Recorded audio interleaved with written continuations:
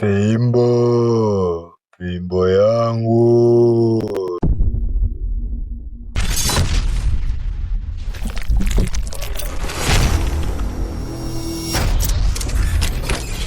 Sasa mzee Juma, Naam. naona umefika leo.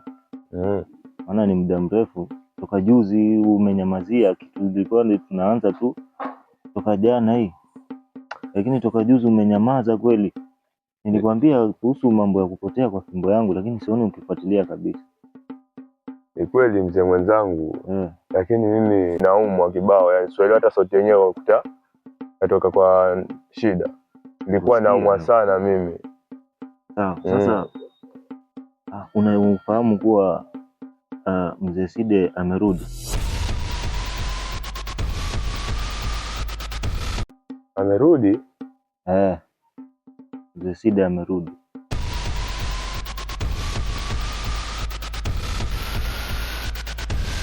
Na 100% sasa na uhakika kuwa yeye ndo alichukua hiyo fimbo. Maana juzi nilipishana naye ikiwa nakuja kwangu nyumbani, sijui ilikuwa anaelekea wapi. Nilipishana naye kwa njia tu hapo bondeni hapo. Sasa muonekano wake ni kama alishtuka. Nywele zako nchafu? Si niliosha juzi. Uliosha lini? Juzi. Ngalia vile zina nongo na makoko kama nini? Anionea. Na kuonea una macho. Basi utaniosha. Utajiosha mwenyewe? Nawe si ndo mdogo wako mimi. Sasa ndo kama mdogo, ndo kila kitu ufanyile wewe mwenyewe.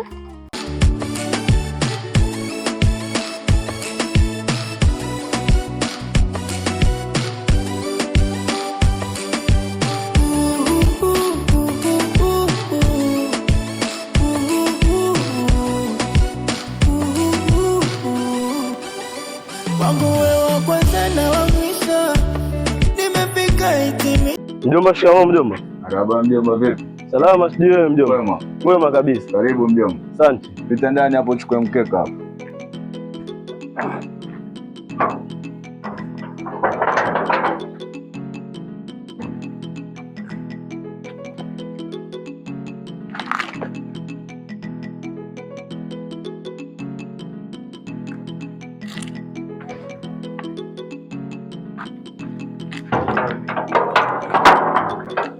Tandika hapa mkeka mjomba.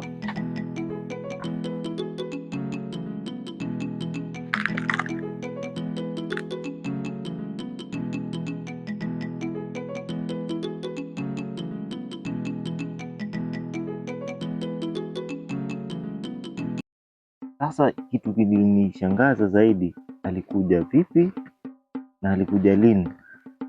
Maana angekuja ningejua. Sijui kama unafahamu wa ujaji wake.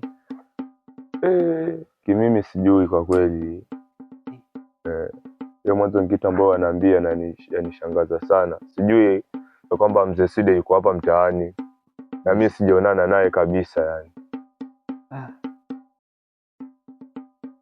Itakuwaje?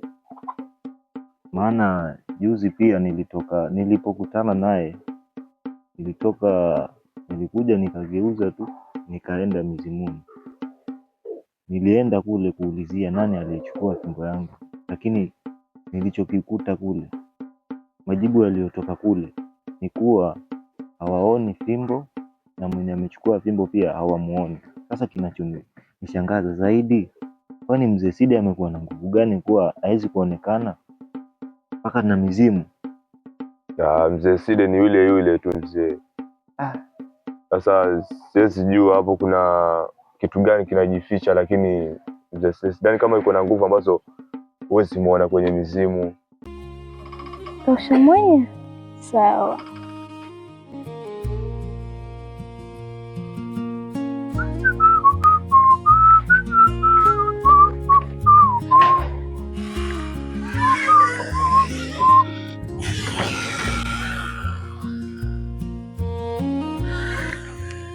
Natoka kiasi nafika hapa shambani nikaangalia mazingira. Sawa. Hussein. Naam. Ni kidogo.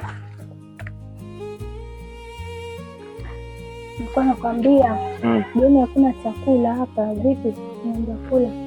kuhusu mambo ya chakula, jali ongea na mjomba, kwa hiyo utamtuma Brenda atafute chakula. Sawa. Sawa.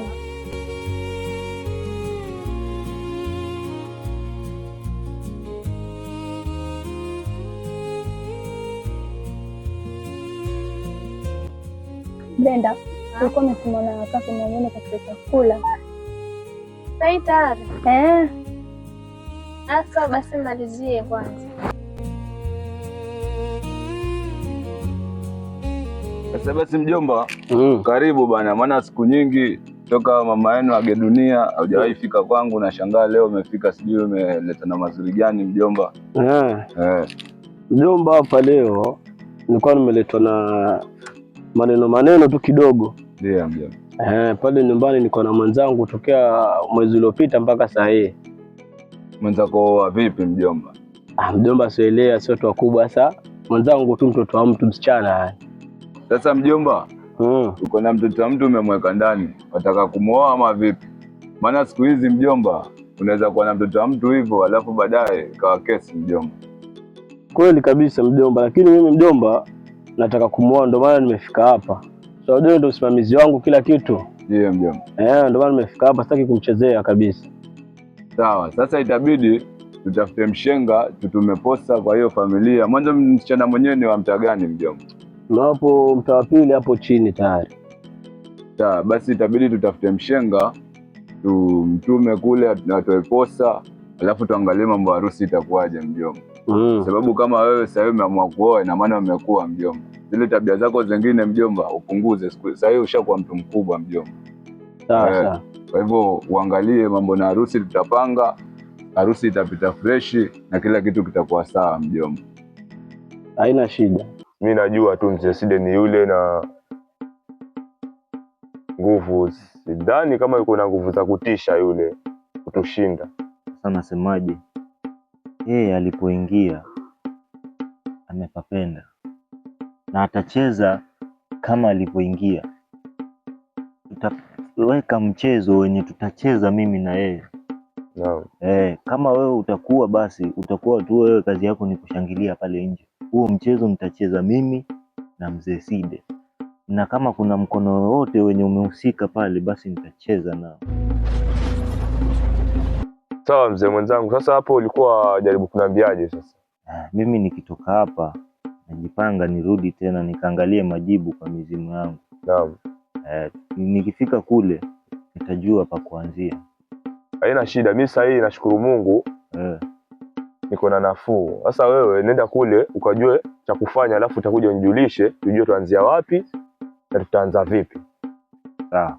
Basi wewe nakuombea safari njema. Wewe kama unatoka hapa, wewe nenda, mikakati ni ile ile tu. Njia ni ile, na saa hii mwanzo tunageuza mchana, usiku tunatafuta hiyo fimbo, si usiku peke yake, maana tushajua mbaya wetu ni mzee Side. Naam. Hakuna mambo ya sijui ya usubiri usiku peke yake. Mchana ukiona amejichanganya, unapita unaangalia kama fimbo iko pale kwake. Tukipata hiyo fimbo, mambo mengi yatabadilika sana.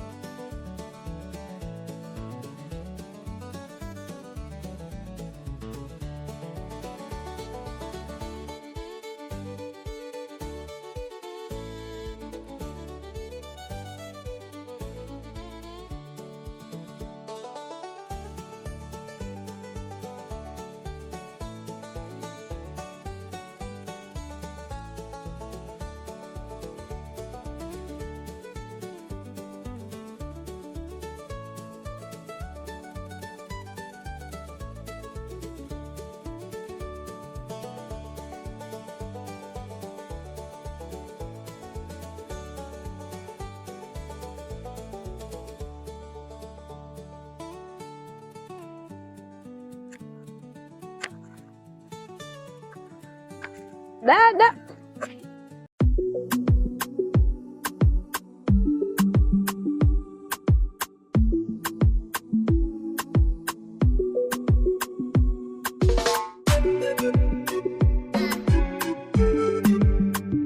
Karibu. Umekumisi kweli. Karibu nyumbani. Asante.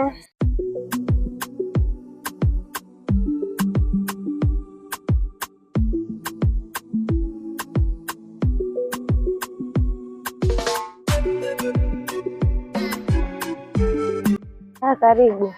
Kati hapa.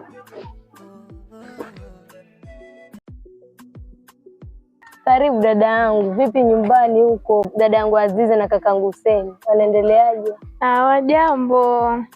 Na hapa je? Si tuko wazima, tunashukuru Mwenyezi Mungu. Ndo vizuri. Juma tena tamkuta? Ametoka kidogo, msubirie. Basi sawa mjomba, hilo ndo lilikuwa limenileta hapa. Sasa acha nirudi nyumbani sasa.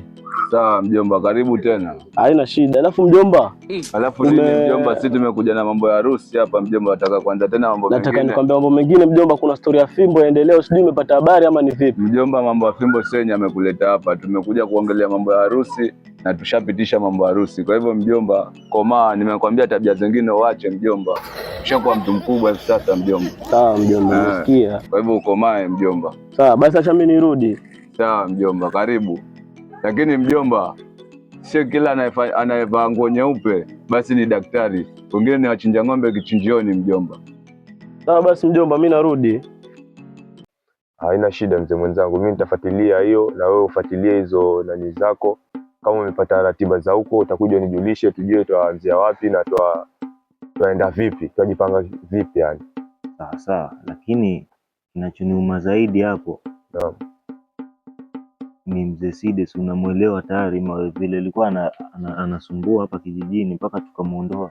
Ndio mzee Side namuelewa sana. Kuchukua ile fimbo najua ataitumia katika mambo mabaya, na ile fimbo ukitumia katika mambo mabaya itakuwa inaniumiza mpaka mimi, kwa sababu ile fimbo nilichukua sababu ya kusaidia watu, na kama mwenyewe kama nataka pesa, si eti nachukua pesa zenye si halali yangu. Nachukua pesa zenye ni halali yangu. Kama ni mahindi, niliacha tabia ya kuchukua mahindi ya watu. Kama ni mahindi labda nitumie kuboost mahindi yangu shambani, lakini mtu ataitumia katika njia mbaya, ataua watu. Yule mzee Side namjua, yule si mtu mzuri kweli. Sasa la muhimu nipate hiyo fimbo kabla hajaanza mambo yake. Naam. Sawa basi, mimi nakuombea safari njema mzee. Sawa mzee mwenzangu, haina shida. Sawa.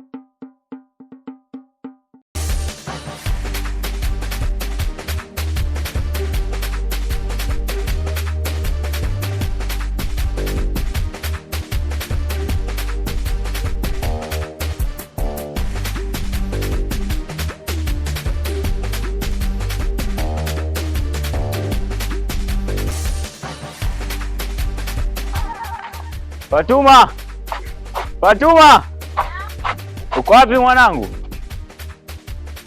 Baba ndio huyo amefika.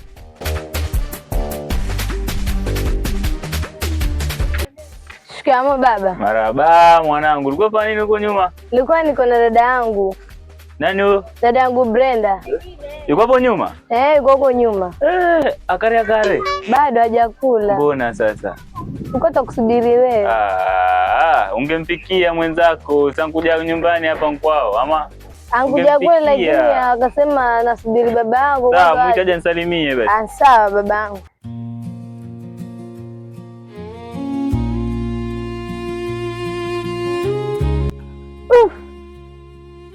Sasa saa ngapi sasa hii? Nasikia njaa, nasema bado. Mke wangu. Abe? Kwani sima bado? Tayari. Nahisi njaa mimi.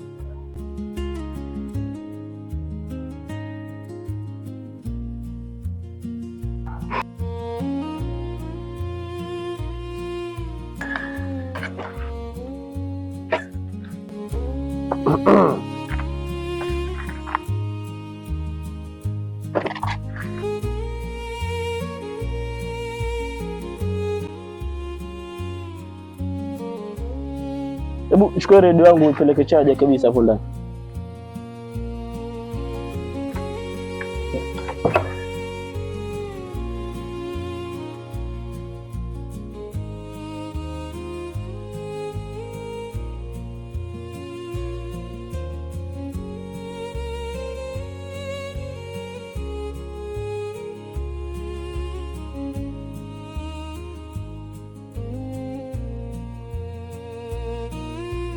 Oya, wa vipi? Shwari shwari. Karibu mwanangu, vipi? Mambo fresh. Umeshafika? Nishafika mwana. Mke wangu. Abembe wangu. Leta kitu shemeji yako hebu.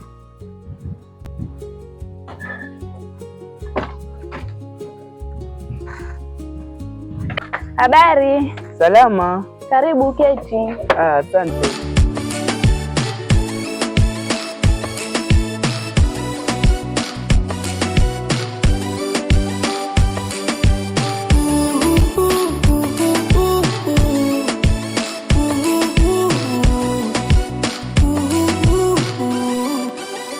Wangu wewe wa kwanza na wa mwisho, nimefika hitimisho. Acha wanipige mawe, watupige mawe, siwezi leta mieyusho. Kona takushasha makumbusho, tusafiri nawe bali nawe. Kwa sijui moyo wangu unataka nini, unataka nini? Fame